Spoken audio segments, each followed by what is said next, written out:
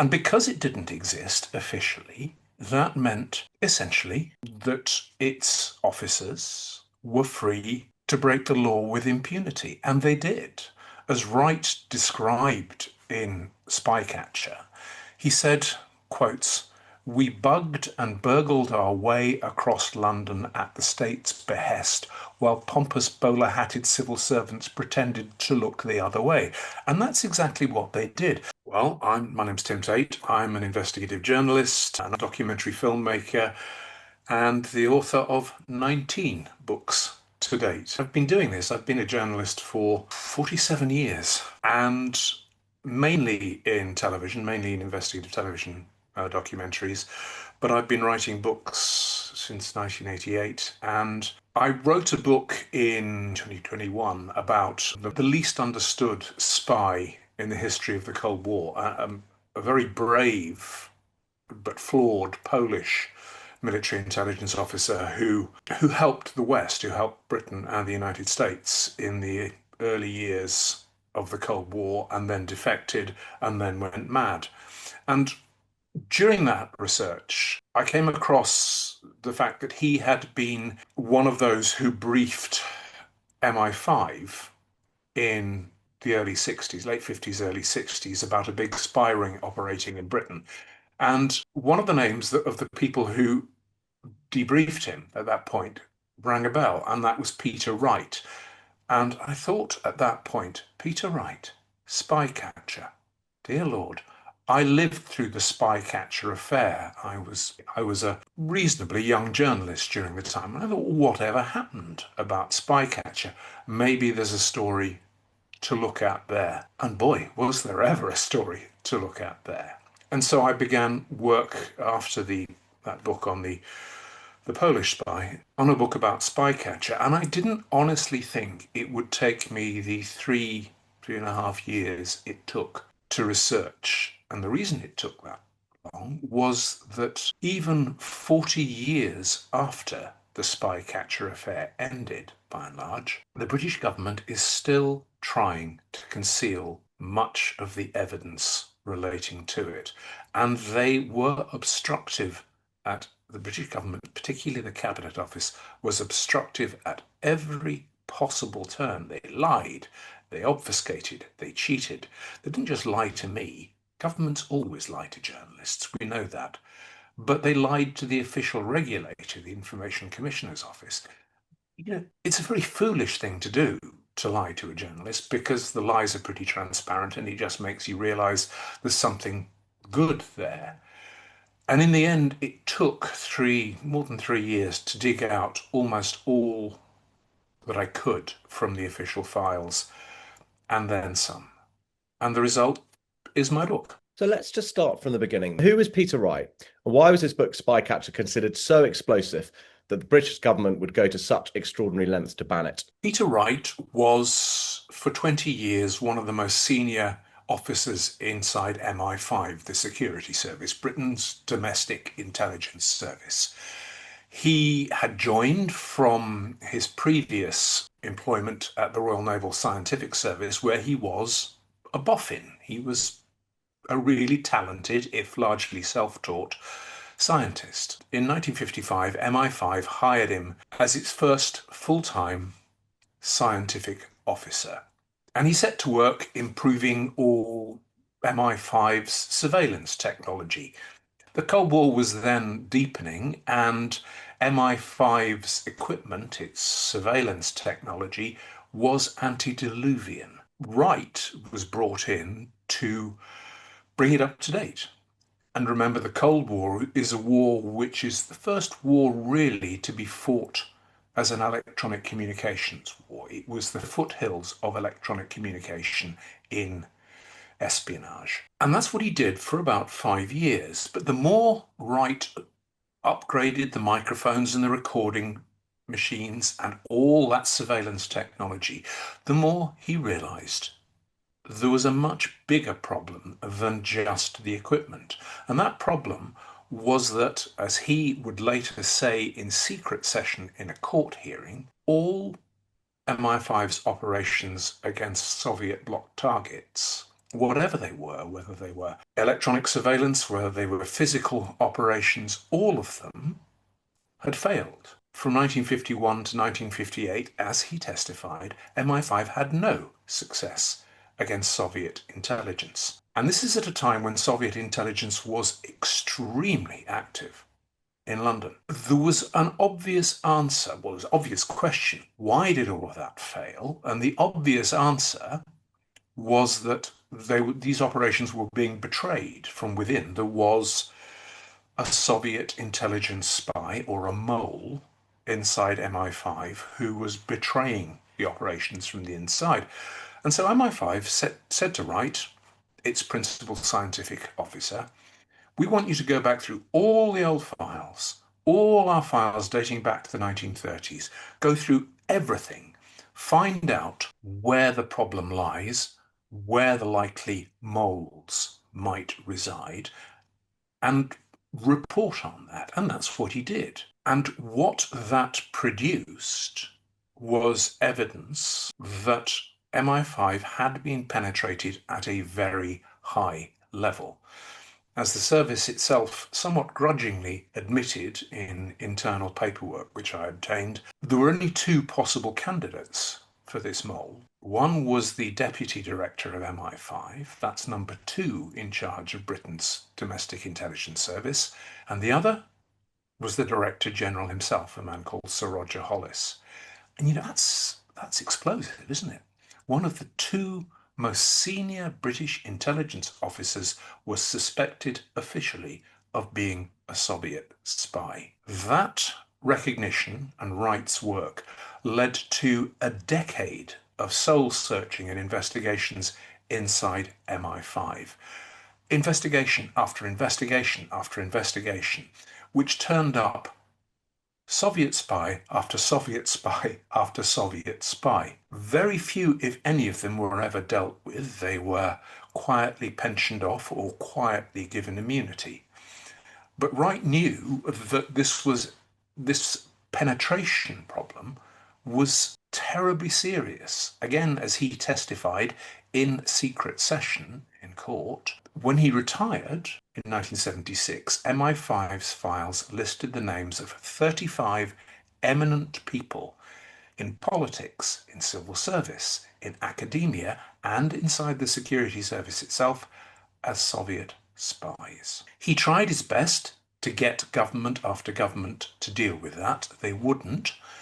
He retired and went to live in Tasmania, Australia's sleepiest state. And he decided he would write a book. It wasn't quite the first book he'd written, but we'll come to that. And he began writing a book. He also gave a television interview to Britain's most famous current affairs programme on telly, ITV's World in Action programme. But the government didn't object to that, didn't object to anyone, any ex-MI5 officer giving interviews or being interviewed, until Wright announced that he was going to publish a book.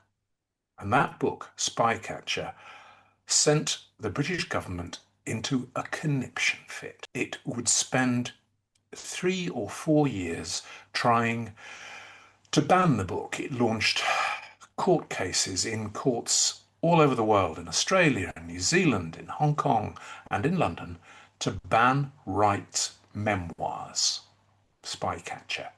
And in doing so, it twisted itself into truly fantastical legal and political knots.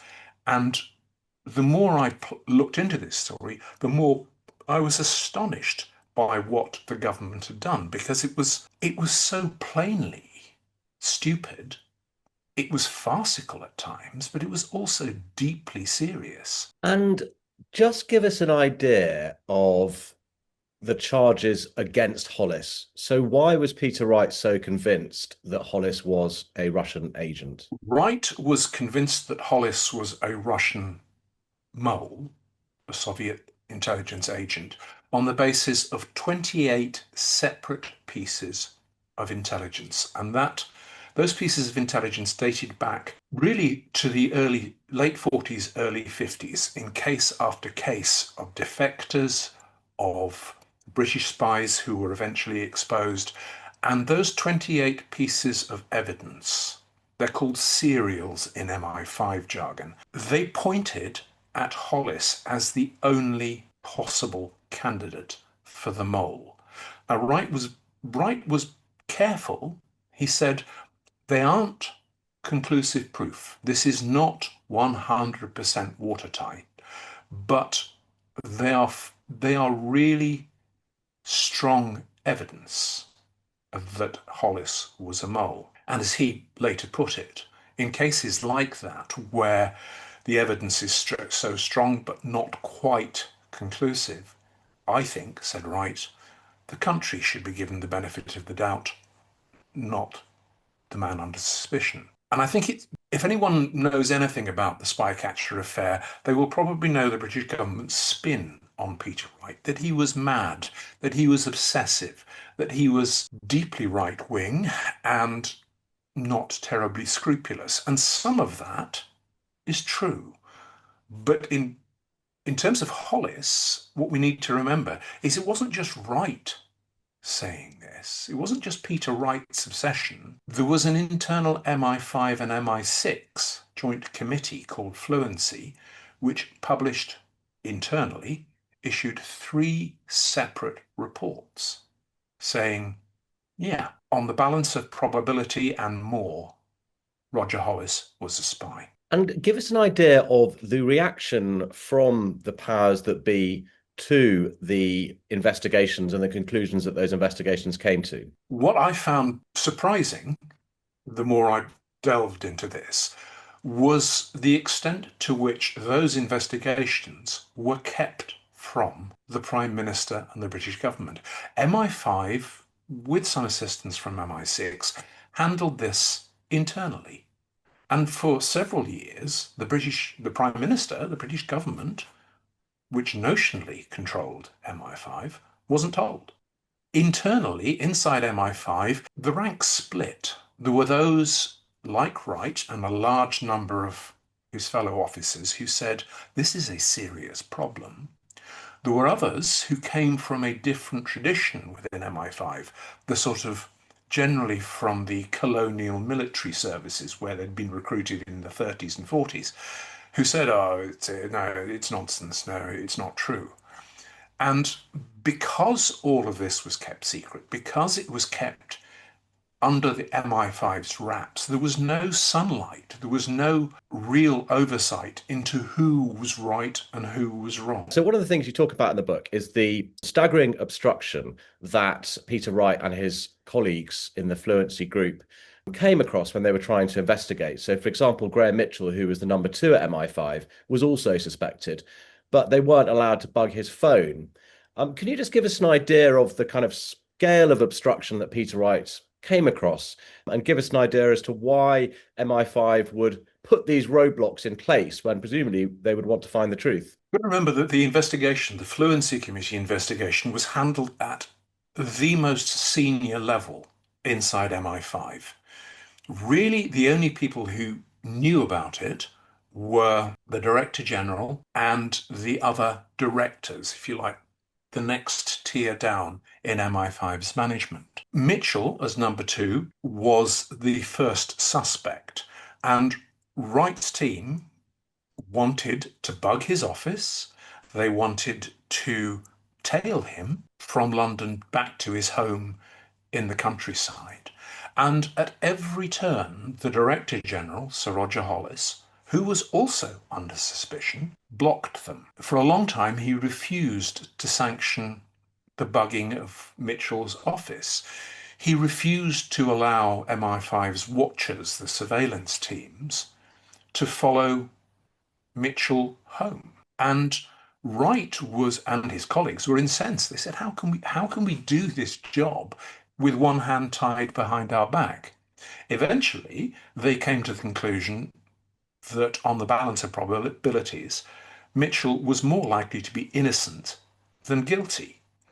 And that meant the only other person, and again, this is according to an internal MI5 document, the only other person it could have been, the only other candidate for the mole, was Roger Hollis, the Director General himself. But by the time that had all played through and all the obstructions had hindered the investigation, Hollis had been allowed to retire. He went back on a full, comfortable government pension to his pleasant house in the countryside and was not really subject to any thorough investigation or sanctions, because once he's retired, how do you make the man talk? And even when they did finally get round to interviewing him, many years after he'd retired, it wasn't a conclusive it wasn't a conclusive interview. It felt to Wright and his friends as if he'd been fed the questions in advance, so he was able to, by and large, dismiss them and to provide evasive answers. And at that point, the case just ended inconclusively, and Hollis died very shortly afterwards. And again, at that point, the entire cloak of secrecy came down on the Hollis investigation for the next 6 years. And another thing going on that's parallel to all of this is that Peter Wright was responsible for interrogating Anthony Blunt. Just give us an idea, talk about Anthony Blunt, talk about those interrogations. And one of the things that struck me was a part in the book where you mentioned that generally the conversations were quite kind of convivial and urbane in the way that Anthony Blunt was. But there was one point where Peter Wright started talking about the people who had died as a result of the betrayal. And at that point, it was a rather short-tempered end to that particular interview. So just give us an idea of the figure of Anthony Blunt in this story and Peter Wright's role in investigating him. Anthony Blunt was, in the 1930s, a don at Cambridge. He was an incredibly talented academic. And when the Second World War broke out, he was recruited into MI5 and he became assistant to the then Director General. So he's really at the top of the tree. Everything that the Director General saw during the Second World War, Anthony Blunt saw. At the end of the war, he, like many other MI5 officers, ostensibly retired, and he went back to his academic work. He was the surveyor of the King's pictures, in charge of the monarch's, the royal family's vast art collection, and he remained that way in that position for the best part of 3 decades. He was also the director of the Courtauld Institute of Art. It's an incredibly prestigious position. And he was knighted in 1956 for his services to art and to the royal family. That knighthood happened even though for 5 years MI5 had had evidence that Anthony Blunt had been a very, very serious, long-term, deep-cover Soviet agent who had recruited young men and women in the 30s at Cambridge and other universities to work for the Soviet intelligence services. In 1963, and I know this is a lot of years we're having to run through, in 1963 MI5 got absolute evidence. They had interviewed Blunt by that point on 11 separate occasions, and each time Blunt, who was an incredibly urbane and entitled man, said, no, I never did any of that. It's not true.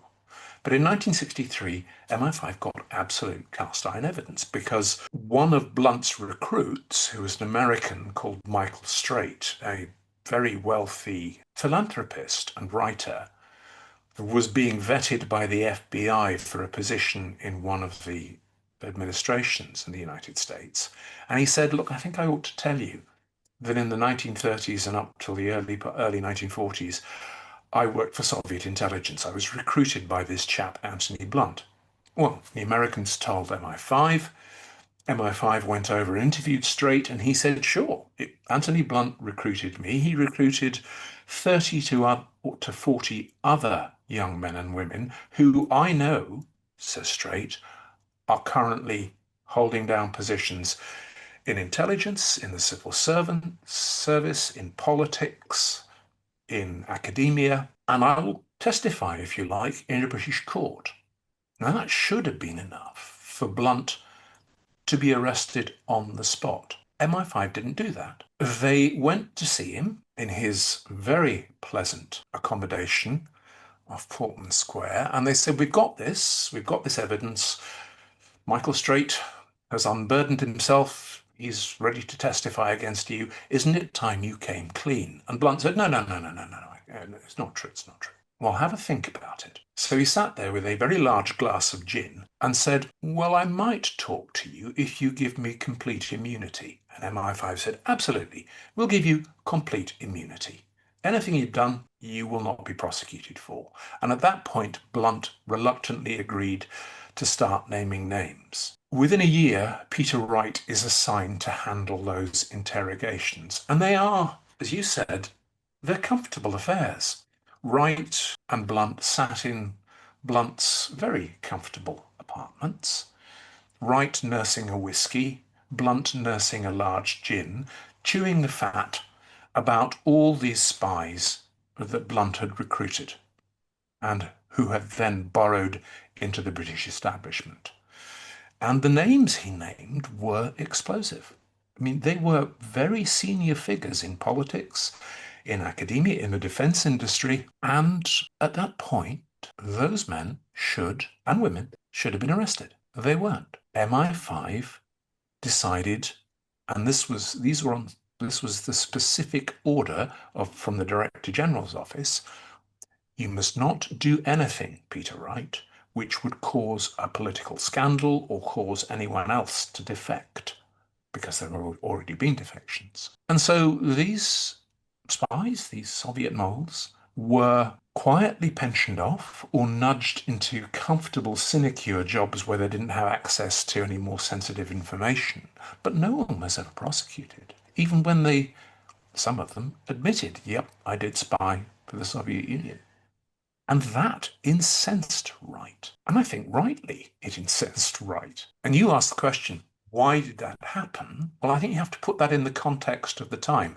This is the early to mid 1960s. At that point, British intelligence had been rocked by the defections of Burgess and Maclean, by the discovery of George Blake, by the unmasking eventually of Kim Philby, and more politically, the government had been and was still being rocked by the Profumo scandal. And there was this utter panic. Anything you, Peter Wright, do which would cause more political upheaval or more spies to defect, that's going to be a nightmare. So just don't do it. Keep quiet. We will get rid of these people quietly and no one will ever be the wiser. To what extent did that make us weaker in the context of the Cold War? So, for example, if you're a Russian trying to recruit agents or running agents, they're not going to be particularly scared, the agents, when they find out that pretty much everyone who's been investigated by the British Secret Services has either been allowed to be pensioned off or been given immunity, because it wasn't just Blunt who was given immunity, it was other people too. So you can only think from the Russian perspective. That made us a much easier contender in the Cold War. Yeah, and all of this is taking place in the 60s, the 1960s, but Soviet penetration of the intelligence services, as well as everywhere else, continued all the way through to the fall of the Soviet Union in 1989. It didn't stop.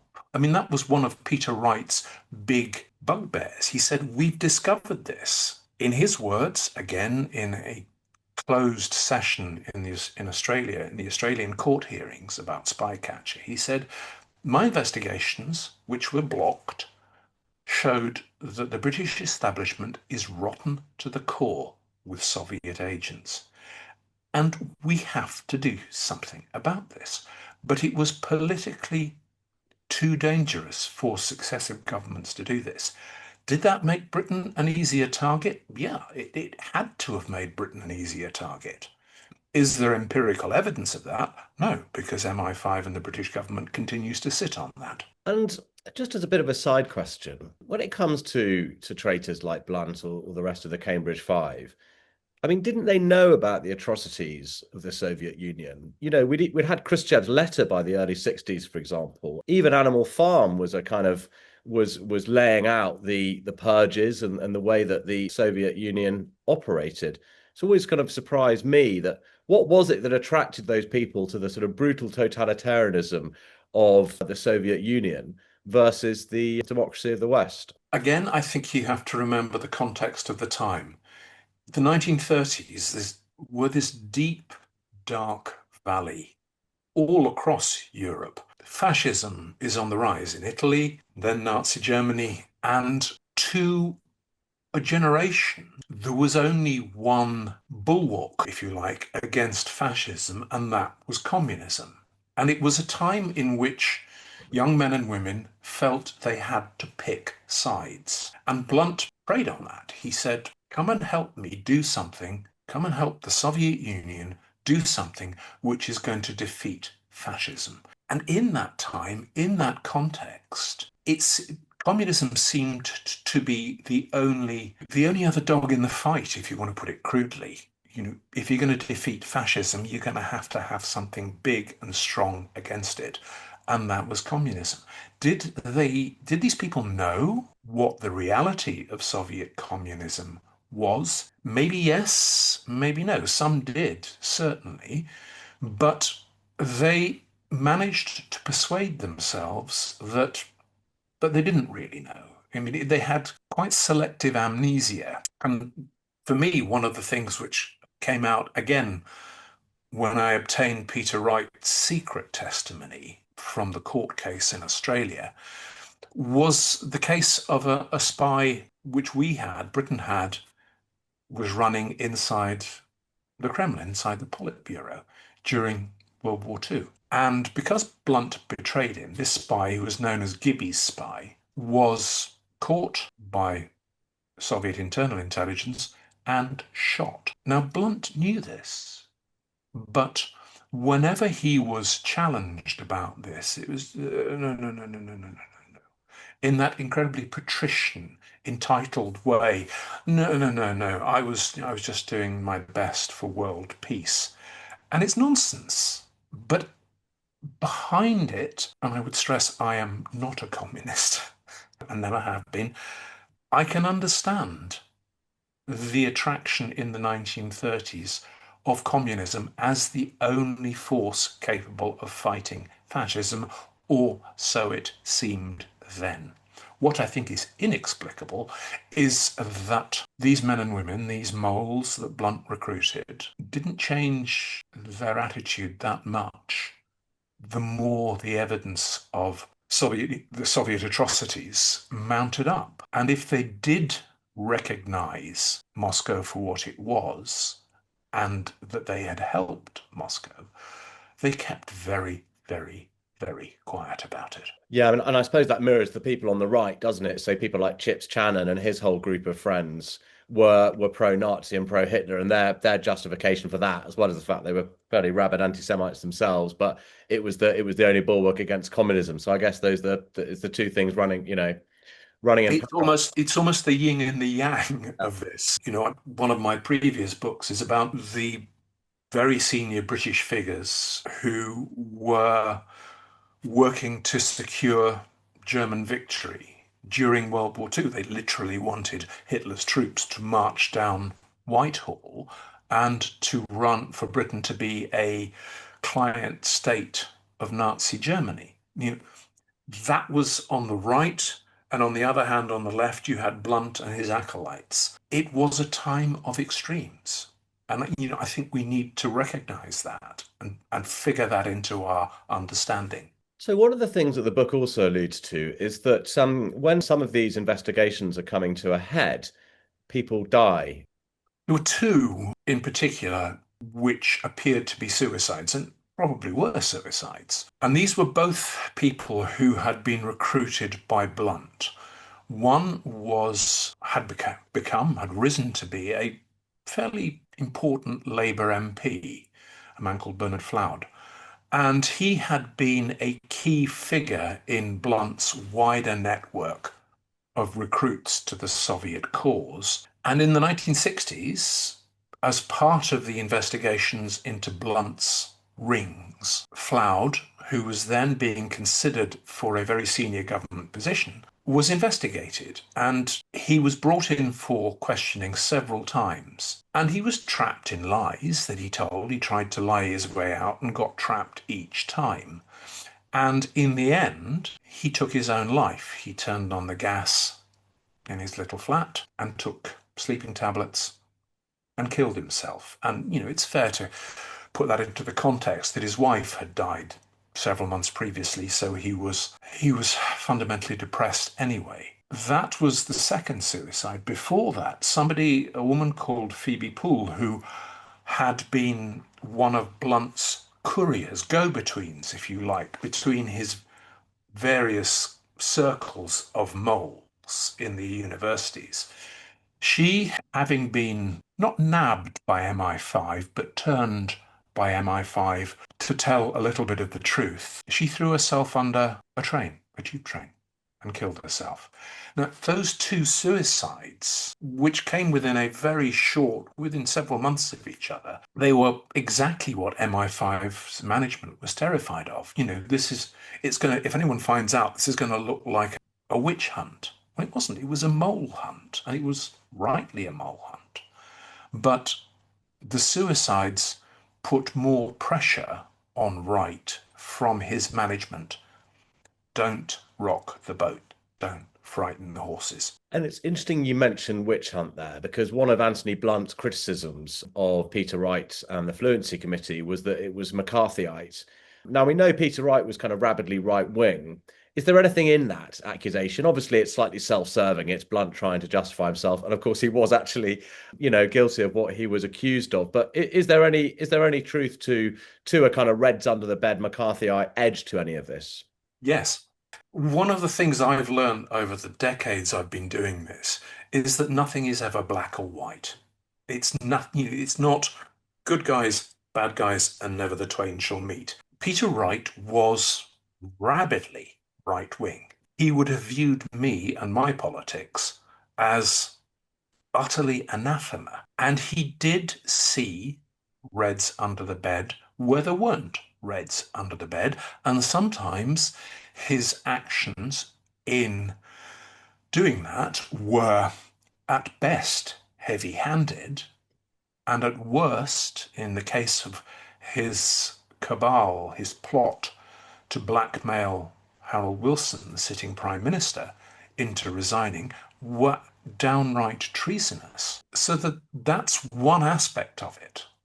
But at the same time, the vast majority of the cases and the moles and the spies he found turned out to be true.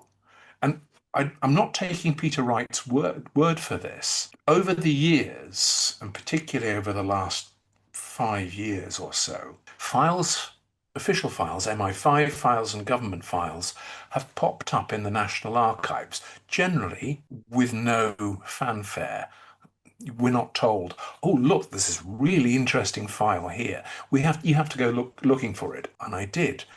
And those files back up, for the vast majority of the cases, exactly what Peter Wright said. These people had been recruited as Soviet spies, and they remained in position. So it's both. He was both right and wrong. A lot of the stuff in the book Spycatcher as well is about the way that MI5 operate, or certainly operated under Peter Wright. So can you just give us a rundown of what Spycatcher tells us about how MI5 operated in the years that Peter Wright was the assistant director? Again, we have to remember the context. At the time, MI5 didn't officially exist. Now, its officers and its spies had been at work since 1909, but it had never been put on the statute books. There was no law which established a domestic intelligence service. It didn't officially exist. And in the quaint jargon of Whitehall at the time, governments didn't acknowledge that we had something called MI5, let alone MI6. And because it didn't exist officially, that meant essentially that its officers were free to break the law with impunity. And they did. As Wright described in Spycatcher, he said, quotes, "We bugged and burgled our way across London at the state's behest, while pompous bowler-hatted civil servants pretended to look the other way." And that's exactly what they did.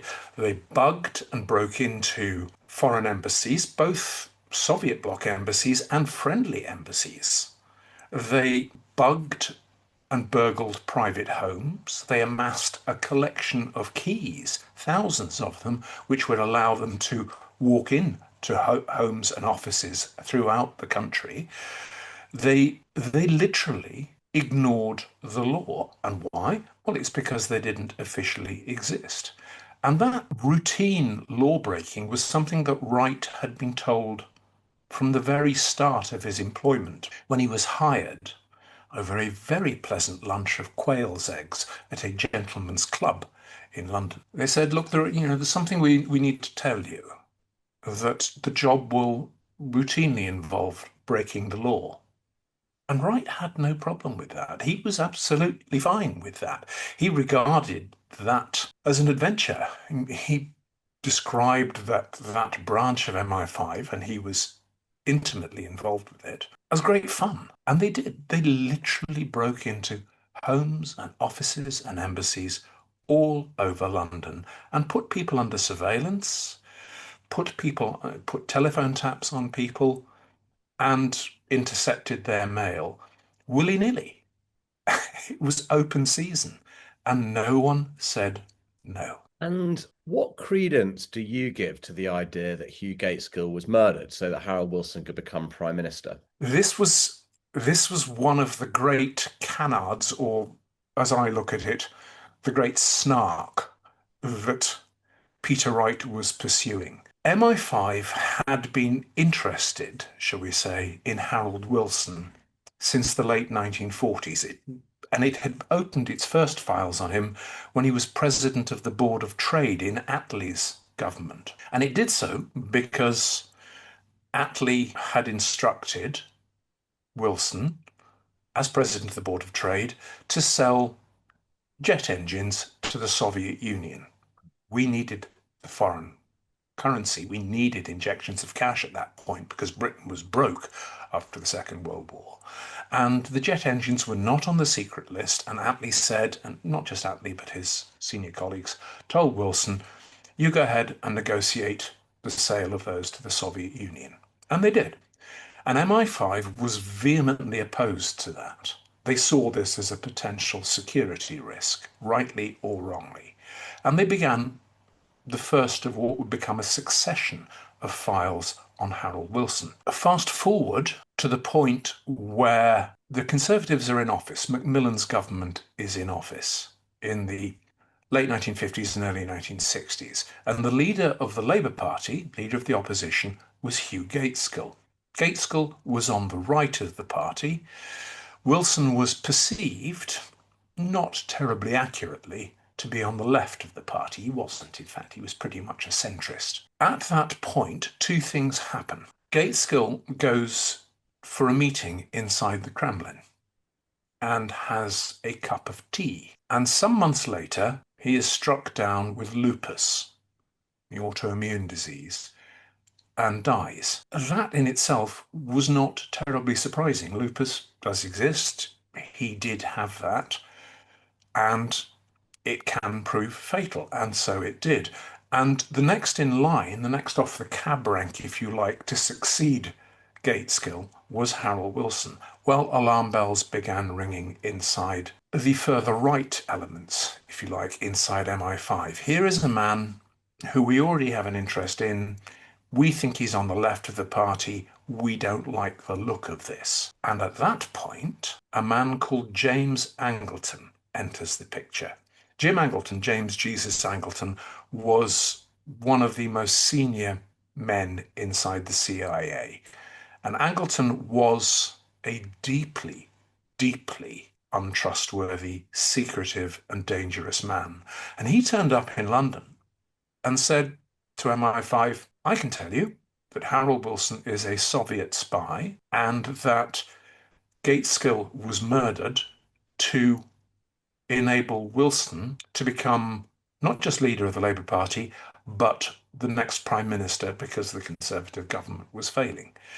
It was entirely false. It was nonsense. It was the product of Angleton's own fever dreams and those of another deeply distrustworthy defector who'd come to the CIA from Soviet intelligence. But it set a hair running. And Wright, from there on out, went and began reinvestigating Gaitskill's death. And he went to Gaitskill's doctor, who said, "This is nonsense. You couldn't possibly poison someone to give them lupus. Yes, you could. Technically, it's possible, but they would have to ingest such huge quantities of malicious substances over such a long period that they would know." And Wright then went to Porton Down, the government's chemical research establishment. And the scientist at Porton Down said, "This is nonsense. Of course he wasn't poisoned. He contracted lupus in the way that people do contract lupus." But none of that satisfied Peter Wright or many of his fellow officers who continued to believe that Harold Wilson was, at the very least, an agent of influence for the Soviet Union. There is no evidence to support that. None. But Wright and his fellow right-wing officers inside MI5 believed it as an article of faith. And that would eventually lead Wright and his cabal into a plot in which they would go. Wright was planning to collect all of MI5's files on Wilson from the registry, MI5's deep vaults, take them to number 10 and confront Wilson with them. Wilson was at this point Prime Minister, and say to Wilson, either you resign now or we release these, we leak these files to the press. It was unequivocally a plot to blackmail a sitting Prime Minister into resignation. And that is unforgivable and it's treasonous, but it's what Wright did. I'm sorry, I should say that plot never came to fruition. Wright finally pulled back from the brink before it happened. But the fact that he had done this, he and his fellow officers had done this, and the fact that MI5 senior management knew about it was suppressed until the Spycatcher trial in Australia. So can you tell us about the two coup attempts against Harold Wilson and give us the context of those as well? Well, the first coup attempt takes place in the late 1960s. Again, remember the times. These are febrile times in politics. Britain is struggling financially, to put it mildly. There is a huge and ongoing row with Rhodesia, which had declared UDI and sanctions against Rhodesia because it had declared UDI, and Wilson was rightly and implacably opposed to white minority rule in Rhodesia. And it was also the time of the great big anti-Vietnam War protests in London. And at that point, a group of highly placed establishment figures got together and said, we've got to get rid of this chap Wilson and these horrible socialist Labour people. And we should mount a military coup in which Lord Mountbatten will be the figurehead. Now, Mountbatten, for his part, denied being part of that. And the paperwork, the surviving paperwork, is ambiguous, to put it mildly. But eventually, the plot collapsed, and things went quiet for the next 4 or 5 years, until the early 1970s, when Wilson is back in power in number 10. He power shuttled between the Conservatives and Labour with alarming rapidity in that period. Wilson's back inside number 10, and a second coup plot is launched. This time with the financier and all-round bad guy, James Goldsmith, at its head. They this group of industrialists and financiers want Wilson gone, and they want the socialists gone. And they recruited Wright and said to him, you, inside MI5, have a whole bunch of files on Harold Wilson. Yes, says Wright, we do. Well, we need you to get hold of those.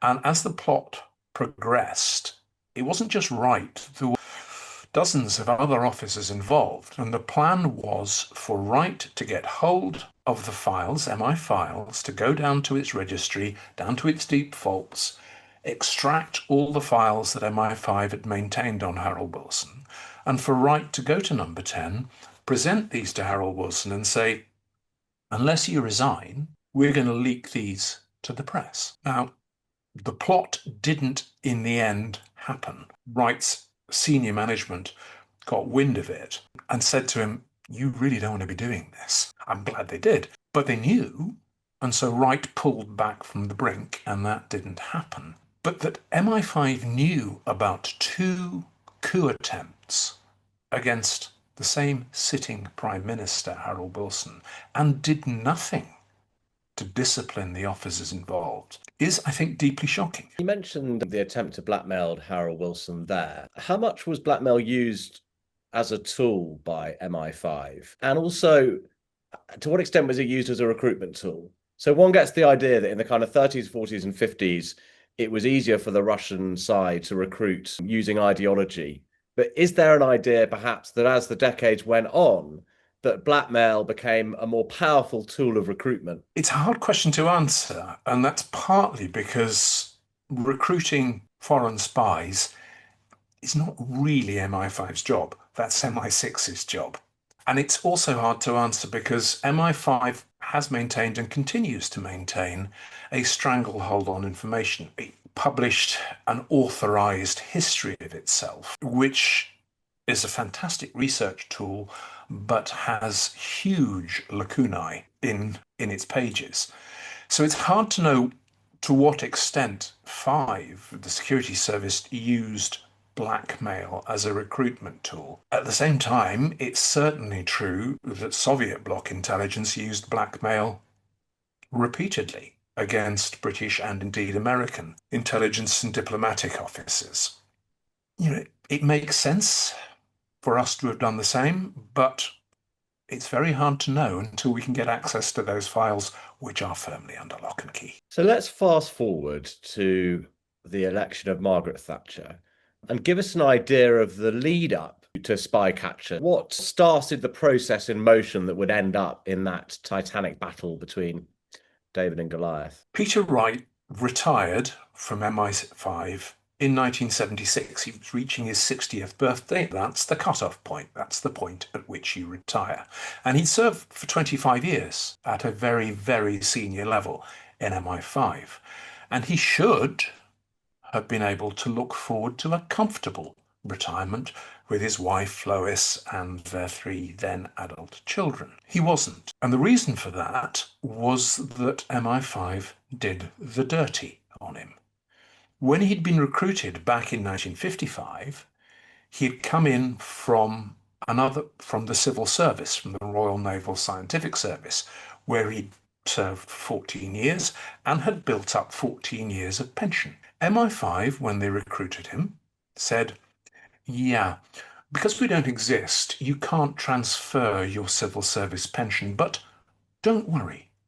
We will make up the difference when you retire. Come the point when Wright retires in 1976, MI5 reneged on that gentleman's agreement, and Wright was left in some poverty, frankly. He lost 60% of what he should have been entitled to, and he couldn't afford to live in retirement, in comfortable retirement in Britain. So he bought land, a ramshackle house, in Tasmania, Australia's sleepiest state where land was very cheap. And he set up a horse stud business. One of his daughters lived also in Tasmania, so that was convenient. And from 1976 onwards, he begins trying to build up his horse stud business in Tasmania. But at the same time, he has all this information about Soviet penetration, and it's a burr under his saddle. He's deeply, deeply worried.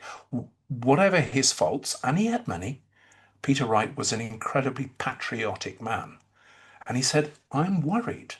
My country, the country I love and have served, has been penetrated by Soviet intelligence, and we haven't done anything about it. 1979, Margaret Thatcher gets the keys to number 10. And Wright saw her as someone who shared his loathing of communism. And he thought, at last, if I can get a dossier of my evidence into her hands, she will do something about this unresolved problem of Soviet penetration. And he sent it, and nothing happened. Absolutely nothing happened. It was essentially deep sixed. At the same time, the scandal of Sir Roger Hollis that we talked about earlier, MI5's, the chief of MI5, was still secret, but journalists on both sides of the Atlantic were beginning to sniff about and had got some whiffs of the story, and were planning to continue investigating and then to publish. So Wright had tried to warn Thatcher about penetration, and he was followed by a Tory MP, a man called Jonathan Aitken, who very nearly became Thatcher's son-in-law, as it happens. And he wrote to Thatcher in 1980 saying, look, journalists are sniffing around the Roger Hollis scandal. You've got to hold an official inquiry, a judge-led inquiry, and you've got to clean house. You've got to open the closed doors of MI5 and clean the stables out. And Thatcher refused. She was advised by her new cabinet secretary, a man called Sir Robert Armstrong, to whom I know we will come shortly. And she basically rebuffed Aitken, saying, no, I know all about this. We're not going to do anything. Well, Aitken was right. Journalists were sniffing around the Hollis scandal, and they were getting very, very close. And at that point, another Tory grandee, a former Attorney General, sent Thatcher another letter, a handwritten letter. Dear Margaret, it says on the top. And he said, I've discovered that journalists are sniffing round the Roger Hollis scandal. Bear in mind, the public knew nothing about this at this point. And I've been approached by a journalist called Chapman Pincher.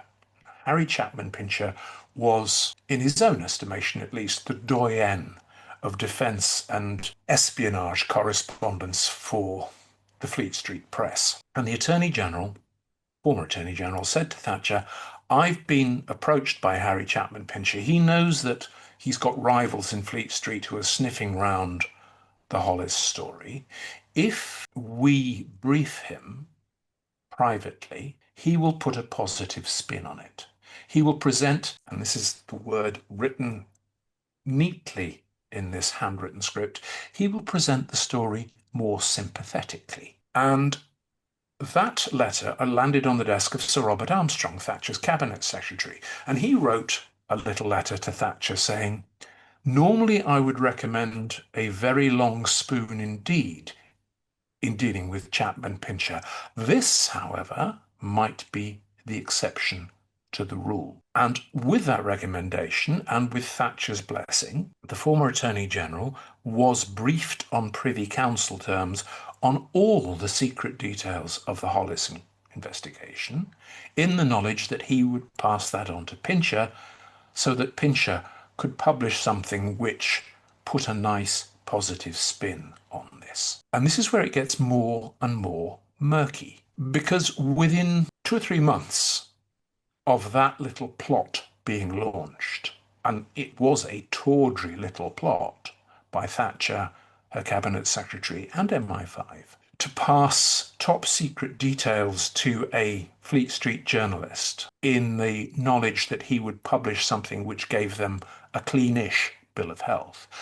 Within 2 or 3 months of that, another plot to reveal the Hollis saga was launched. And this one was masterminded by Lord Victor Rothschild, who was a former MI5 officer and one of the 20th century's great power players. And he knew Peter Wright, and he wrote to Wright in Tasmania and said, "Why don't you come across to England? I'll pay.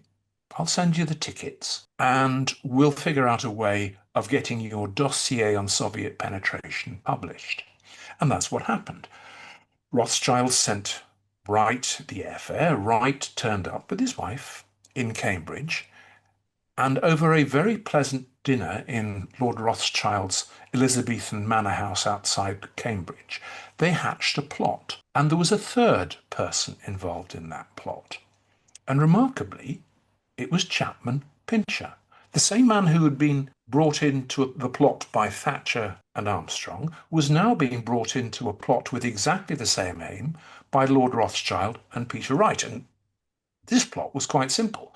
Wright would give Pincher all his material, Pincher would turn it into a book, and Rothschild would act as the impresario, secretly funneling Wright's share of the proceeds to Wright in Tasmania via his lordship's offshore bank accounts. And that's exactly what happened. Pincher published a book called Their Trade is Treachery. It came out. It caused an absolute firestorm because it revealed all the details of the Hollis scandal, which no one had published before. And it did so not in a nice, safe way.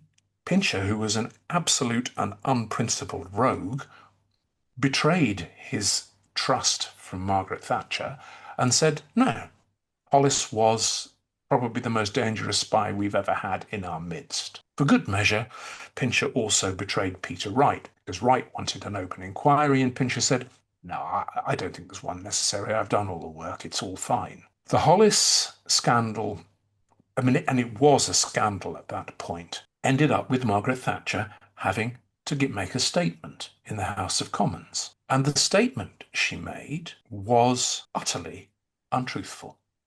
She lied to Parliament.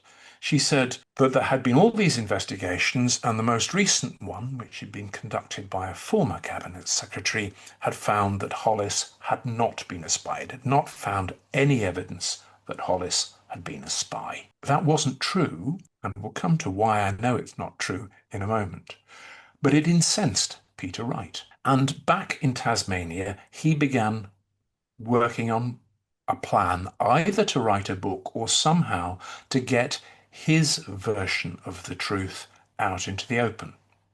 And one of the things he did was to give an extended interview to ITV's current affairs television program, World in Action, in 1984. And that laid out the case against Hollis in explicit detail. The government knew about this. It knew about lots of other books which had been published in the period between Thatcher's statement and Wright's interview, all of which had named MI5 and indeed 6 officers speaking on the record, and it did nothing about them. It said, no. And then Wright said, "Okay, now it's time. I'm going to write my own book. I'm going to publish my own book," what became Spycatcher. And because he was in Australia, and because he was canny enough to know that the Official Secrets Act didn't extend out past Britain's borders, he went and contracted with an Australian publishing company, or the Australian arm of a major publishing company, to publish his book, Spycatcher. And at that point, the British government jumped on him with both feet. Before we go into the details there, can you tell us about Victor Rothschild? Because he's a really important character in this book, isn't he? And he's quite ambiguous in terms of kind of whose side he's on, or I think presumably the one side he's on is Victor Rothschild. But can you just give us a kind of a summary and a description of Victor? I think Victor Rothschild would have loved your description of him as ambiguous. He cultivated that to a degree. Rothschild had been one of the Cambridge set in the 1930s. He was a close friend of Anthony Blunt. He was a close friend of several members of the so-called Ring of Five: Blunt, Burgess, Filby, Maclean, and Cairncross. He had joined MI5 at the start of the war and served with great distinction in MI5 throughout World War II, risking his life in bomb disposal, amongst other things. And at the end of the war, he, along with Blunt and many others, left MI5. But he never left intelligence behind. He was always working behind the scenes, helping MI5, helping MI6. And he stayed in close contact with Blunt particularly, and with other members of the Ring of Five. In fact, he recommended that some of them should be appointed to very senior and sensitive positions in the British government and the British defence establishment. When the Blunt scandal erupted, at least behind closed doors, because remember it was kept secret for 6 years, Rothschild should have been interviewed extensively. He should have been fairly thoroughly grilled, because he was very close friends with many of the major figures in the Soviet spy rings. He was treated with extraordinary kid gloves. He and his second wife, Tess Rothschild, who'd also been in MI5, were deferred to. They were allowed to dictate the terms of their own discussions with MI5. And when Wright was appointed to pursue all of this, he then treated, with official blessing, Rothschild and Lady Rothschild not as suspects, but as collaborators in his Wright's investigation. So everything that Wright discovered, he then ran past Rothschild, who at best was conflicted, and Tess Rothschild particularly was conflicted. It was an extraordinary and reckless move by MI5 to allow Rothschild to see all this evidence that Wright and MI5 were accumulating about his friends and his circle in Cambridge in the 1930s. Rothschild, from all the way through this, all the way through the Thatcher era as well, dabbled in intelligence. His fingers are in all of these pies, trying to get himself appointed to, or he wanted to be appointed to, as overlord of all British intelligence. A remarkably dangerous prospect, if you ask me. At the same time, files on Rothschild and his wife, Tess Rothschild, were building up inside MI5. Those files were only released 2 years ago, 2 years ago, in fact.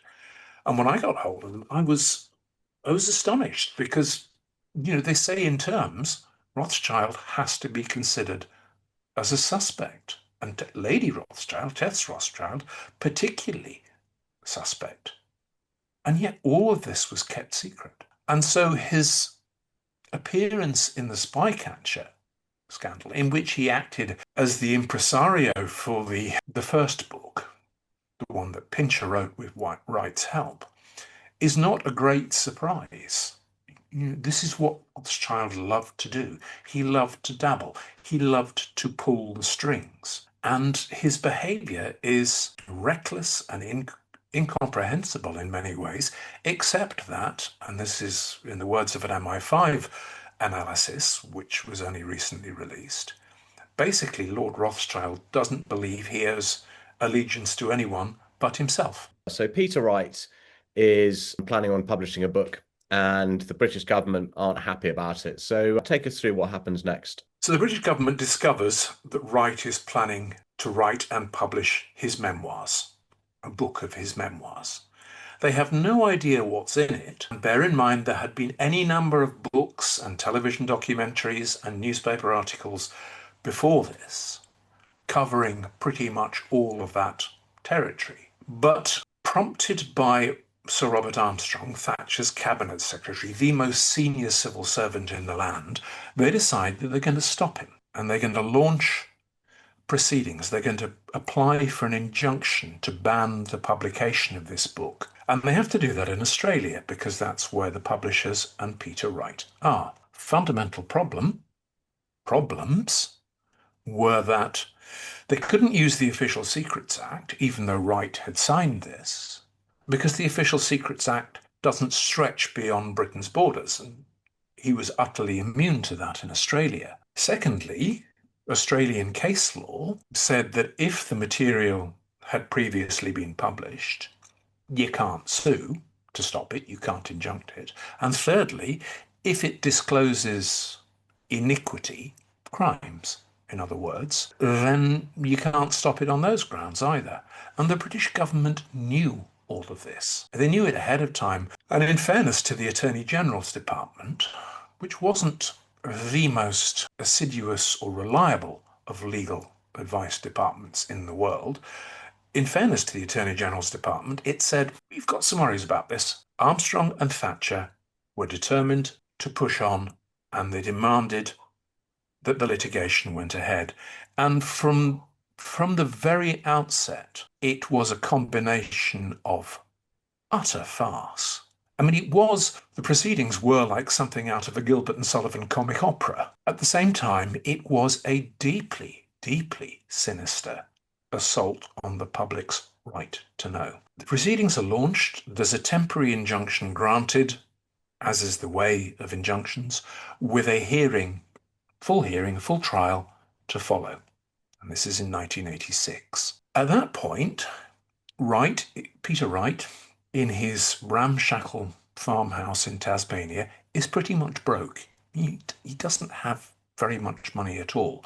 And Hyman's lawyers had run up huge costs, I mean hundreds and hundreds of thousands of dollars in costs, for a proposed book, which they didn't expect to sell more than 20,000 copies of.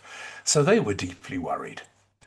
And the British government knew this, and they thought, we can wear them down on that basis. And that quite possibly would have happened had it not been for the arrival on the scene of a then young, and feisty lawyer in Australia called Malcolm Turnbull. Malcolm had been a corporate lawyer and was a political animal in his own right. And he was brought in by Heinemann almost as a last resort.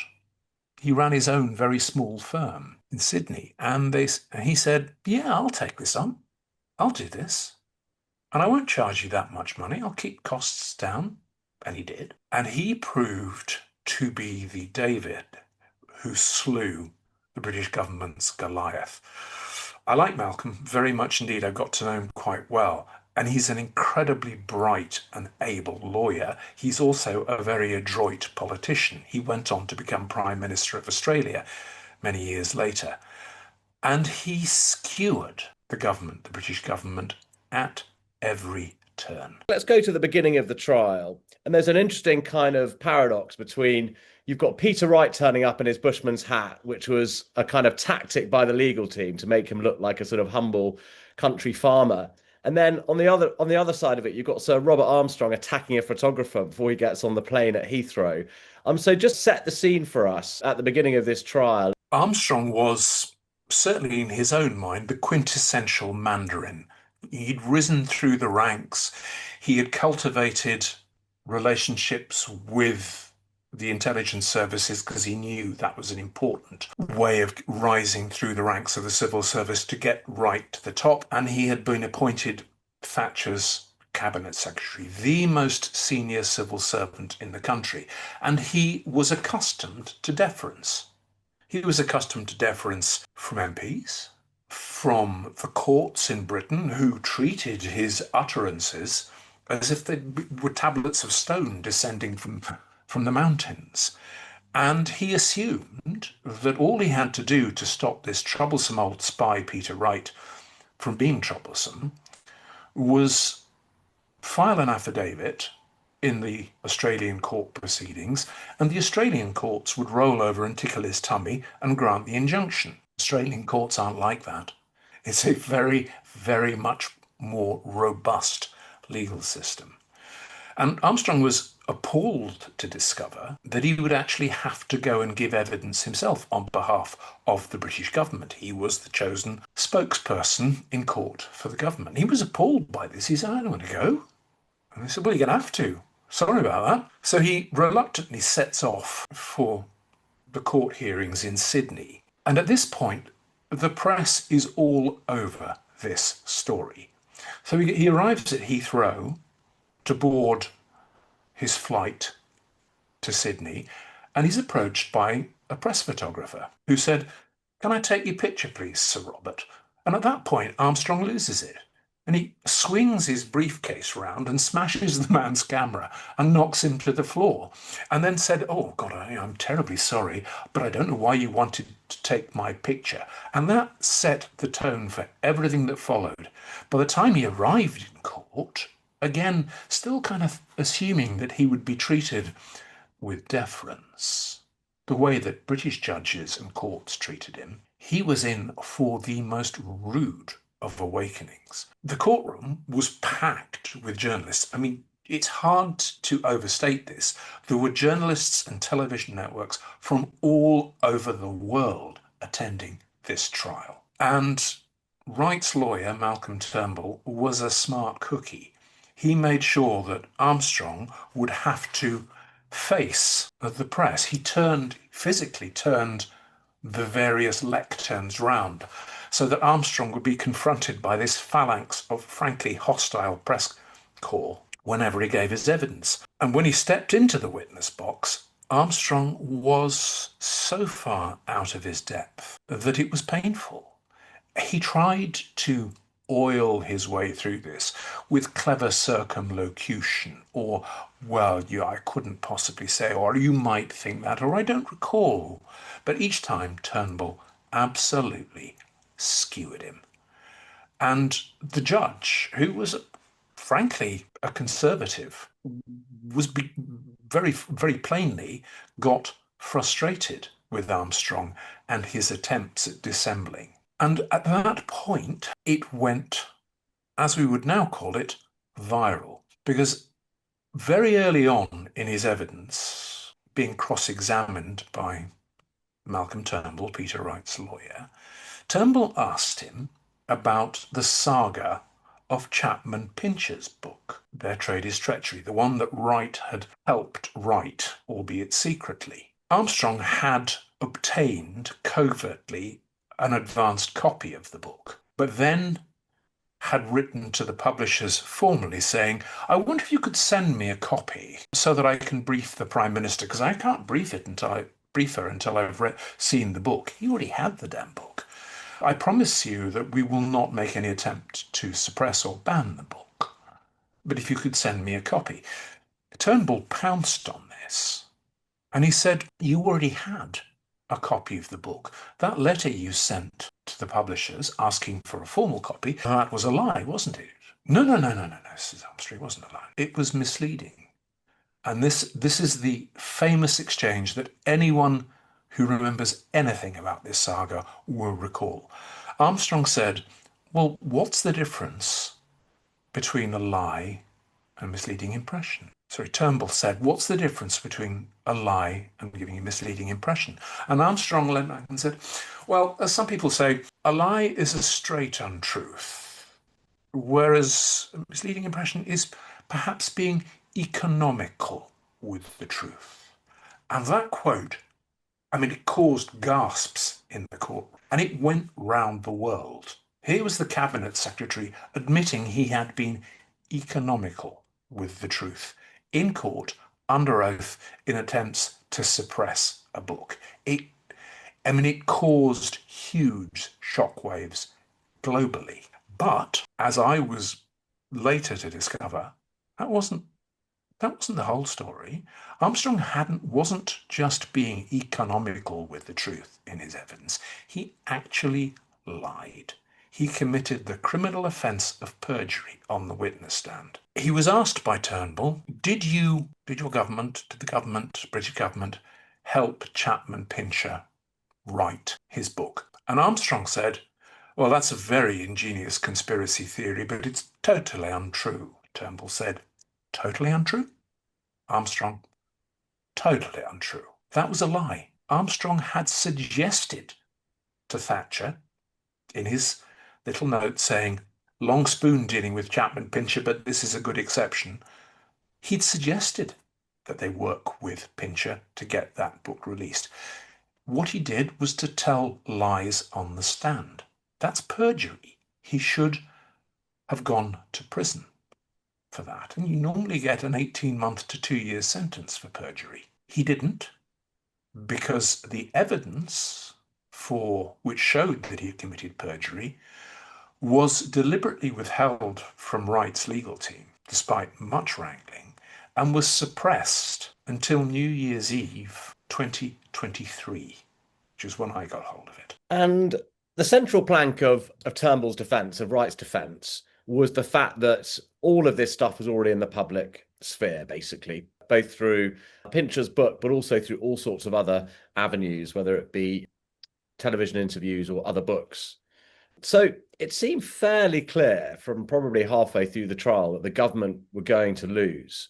And all the way through, Turnbull was offering them a deal, basically. He was saying to the government, look, we're very happy to come around the table, take out whichever sort of sections you don't like, and then publish the book. And even by the end, Sir Robert Armstrong was even suggesting to Thatcher that we should do a deal. Basically, Thatcher was getting advice from almost everybody towards the end of the trial that it was better to do a deal. But she resolutely refused to do so. What do you think was behind that? I think a combination of factors. Thatcher was pig-headed at times. I mean, utterly pig-headed. That's not just me saying, that's her own supporters. Jonathan Aitken, who knew her well and as a Tory MP, saying, I loved Margaret, but dear God, she could be pig-headed. And she was particularly pig-headed about anything to do with intelligence. Bear in mind, MI5, MI6 didn't officially exist. Notionally, the Prime Minister controlled everything, and she wanted to retain that control. She was vehemently opposed to anyone else in the government having any involvement in knowing what MI5 was up to, and utterly hostile to any notion that Parliament should be told what MI5 had been doing or hadn't been doing.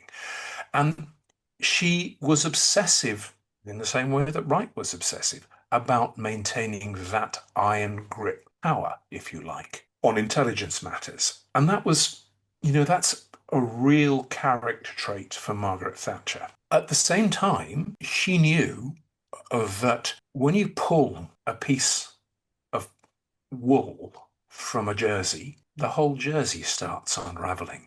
And the more anything that they conceded would lead to the exposure of her own plot to have Chapman Pincher briefed, and would quite probably lead to Armstrong being charged with perjury, and quite probably the fall of her own government, because firstly, she had lied to Parliament over the Hollis scandal, and secondly, her government was in 86 not in great shape. These were febrile times for the Thatcher administration.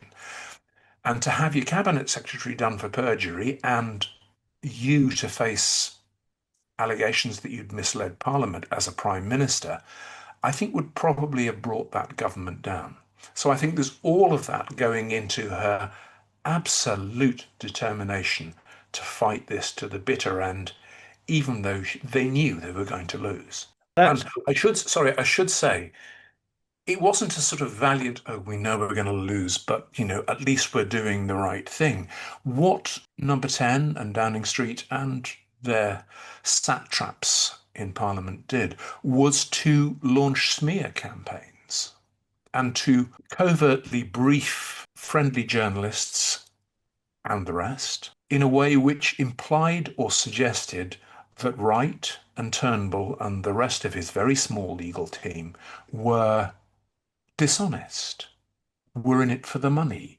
I mean, there was a truly vile smear campaign that came out of Number 10 during the trial. And it kind of gives the lie to the idea that this was a valiant, let's go down in flames for the right reason fight. They weren't. They were doing this for their own self-preservation. And they were also lucky, weren't they? Because the deal that Turnbull did with the government, so they were refusing to turn over documents, weren't they, again and again and again. And eventually he reached a compromise with them that meant that all of this stuff that would have proved that Thatcher lied, that would have proved that Armstrong lied, was able to be kept secret. So they got a bit of a lucky break there, didn't they, amidst the chaos? Yeah, I mean, It's something I think Malcolm Turnbull goes back and forth on with himself and with me when we talk about this, about whether he did the right thing.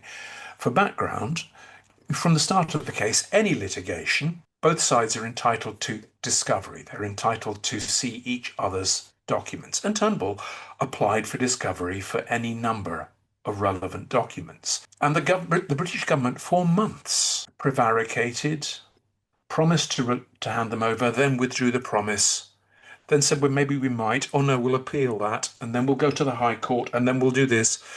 And the judge was incandescent with rage. He said at one point, I can't tell what the British government is going to do from one day to the next. One of the sets of documents that Turnbull wanted was all of the internal stuff, internal Downing Street material about how Chapman Pincher came to write Their Trade is Treachery. Bear in mind, he wrote that with Peter Wright. And the government was adamant that it would not release that. Why? Well, because it would have exposed Thatcher and Armstrong's plot. And this went on for months, back and forth, to the appeal court, back to the main court, back to the appeal court.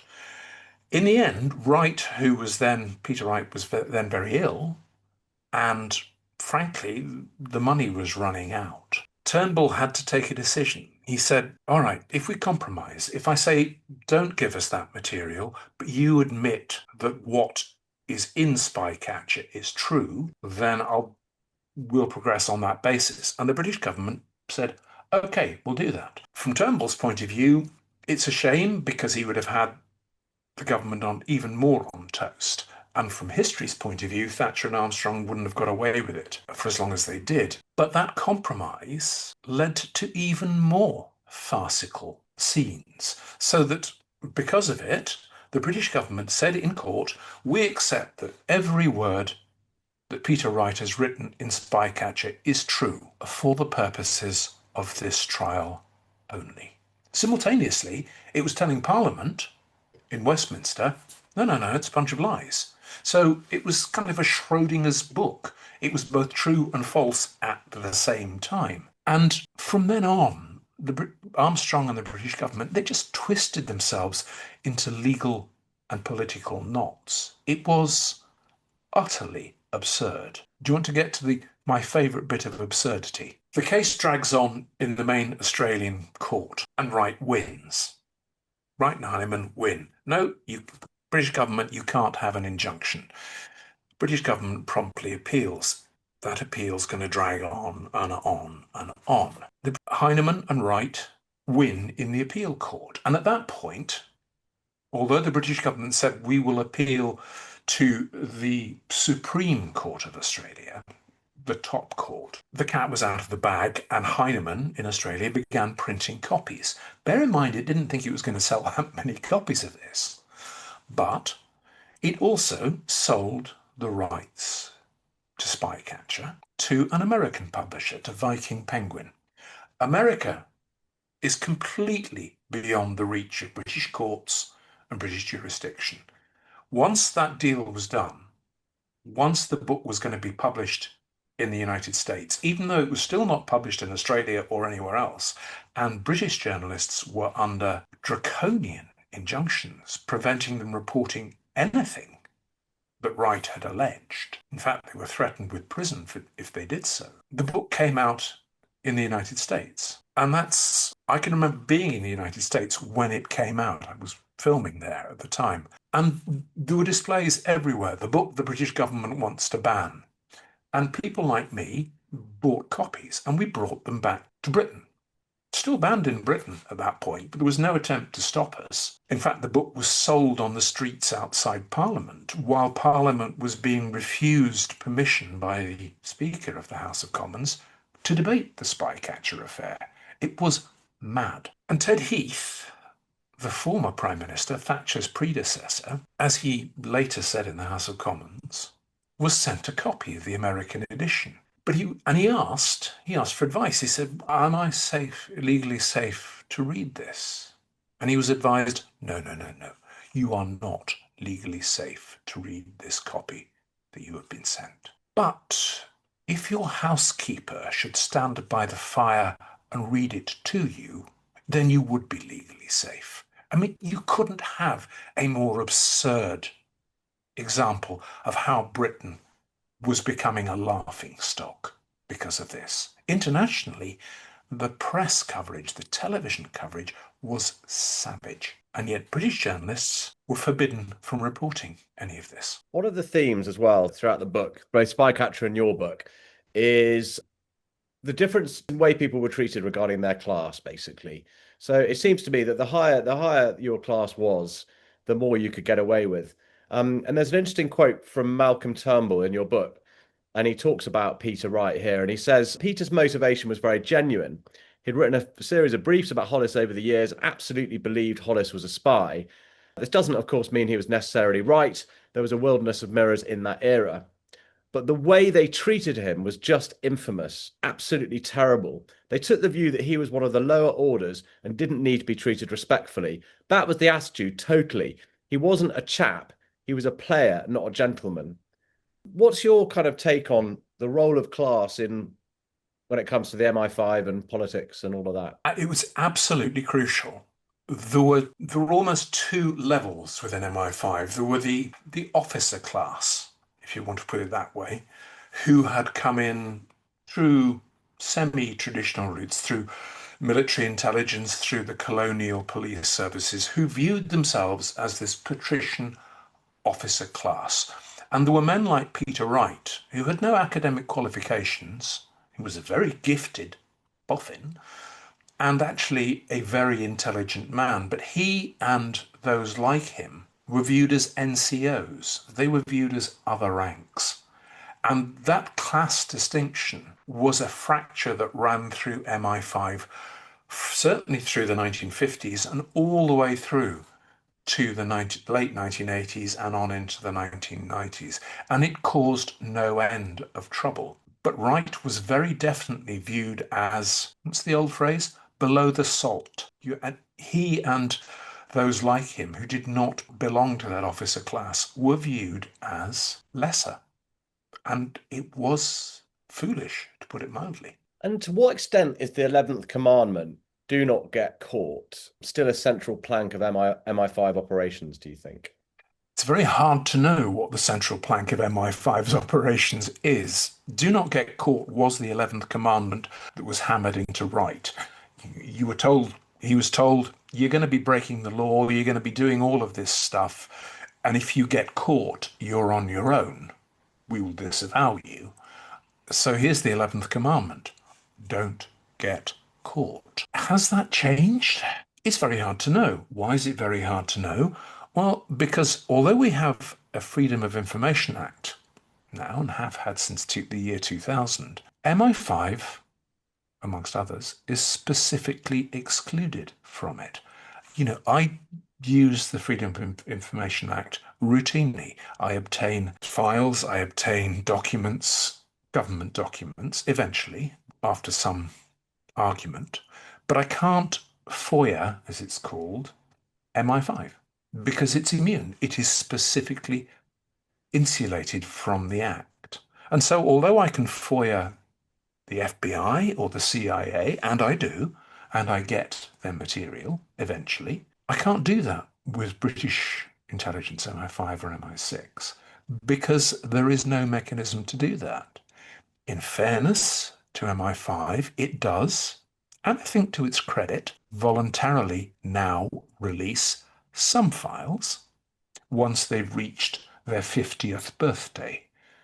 But all of that release is subject only to MI5's own unfathomable whims.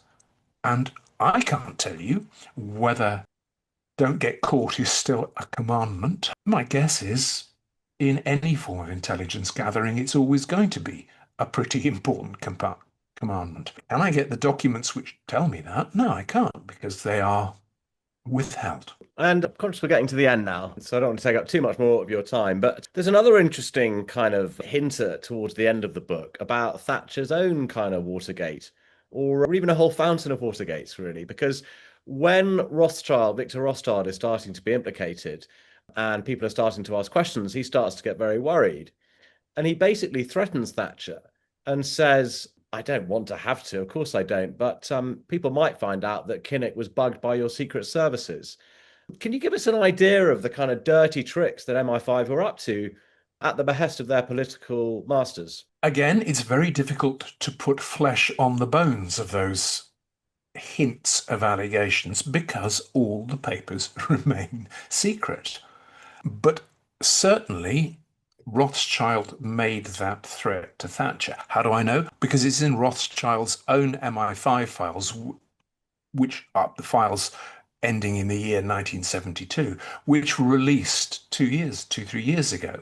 And it's there in black and white. Rothschild said, as you say, I really don't want to have to do this, but it would be awful, wouldn't it, if people discovered that the leader of the opposition's office had been bugged. Did they ever bug Kinnock's office? I mean, I spoke to and I've got to know Neil Kinnock very much, reasonably well. And I have to say that of all the people I interviewed for this book, and there were a lot, as well as getting hold of mountains of documents, of all the people I interviewed, the one person who never, ever, ever told me anything which could be construed as untruthful or misleading was Neil Kinnock. Even Malcolm and the other people I interviewed, they never told me lies, but there were times when I think they would rather I didn't ask some questions and we went off on a different tangent. Kinnock never, ever, ever told me a lie. And his view and his take on the Spycatcher saga, which you'll see in the book, I think is probably one of the sharpest you'll find. His phrase, well, in the end, it was a very English espionage farce. And I think it was.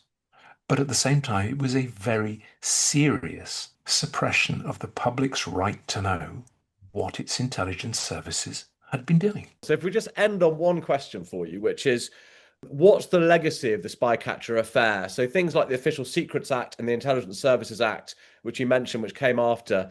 Yeah, just give us an idea. What's the legacy of the Spycatcher affair? Everything that the British government sought to do with the litigation to ban Spycatcher, it achieved the precise opposite. Spycatcher was published globally, and instead of selling 20,000 copies, it sold 4 million. It was a blockbuster. Thatcher wanted to prevent any parliamentary scrutiny of the intelligence services at all. The Spycatcher farce, because the British government lost in every court eventually that it applied to, that Spycatcher farce and the scandal surrounding it led directly and eventually to MI5 and MI6 being put on and GCHQ being put on a legal footing for the very first time in their history.